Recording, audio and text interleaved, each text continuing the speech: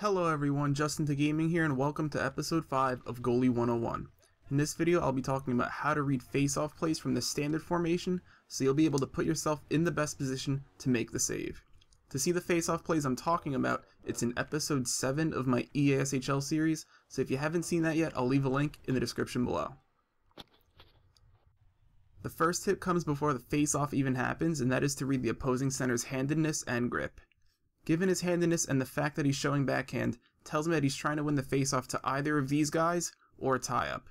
A forehand grip would be the opposite and tell me he's looking for these players or once again a tie-up. Now that we have an idea of where to look, let's focus on what to do depending on where the face-off is won.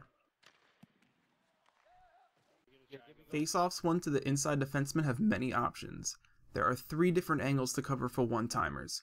You want to be far enough out of your net to cover the angles without being too aggressive and leaving a juicy rebound. The 3 general areas to position yourself are shown here.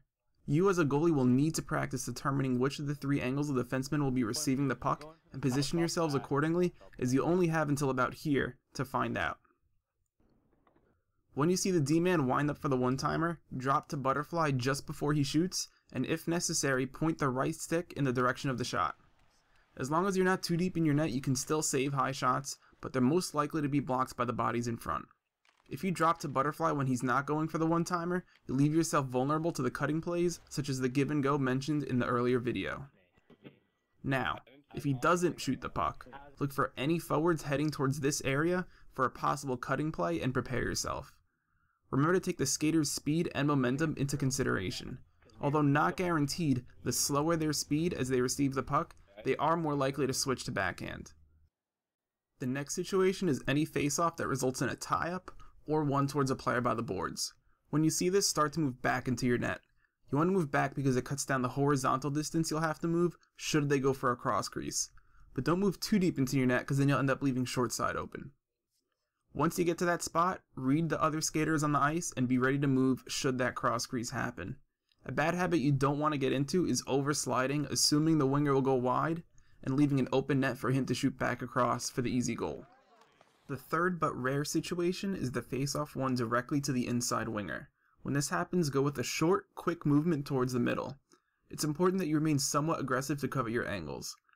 If they happen to go bar down with a quick snapshot, use the instant replay to see if you could have done anything different. Sometimes it's just a quality shot. You tip your cap to your opponent and you move on.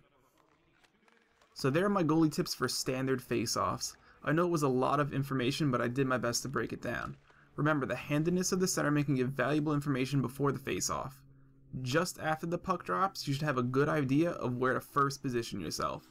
After that, it's just reading the other skaters and reacting accordingly. Remember, some of these are tough saves, so don't be discouraged if they score a goal.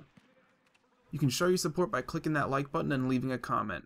I'm fairly active in communicating with my subscribers, so if you watch me on Twitch or send me a tweet, I'll most likely respond, so I'll leave those links in the description below. I'm Justin to Gaming, and keep making those big saves.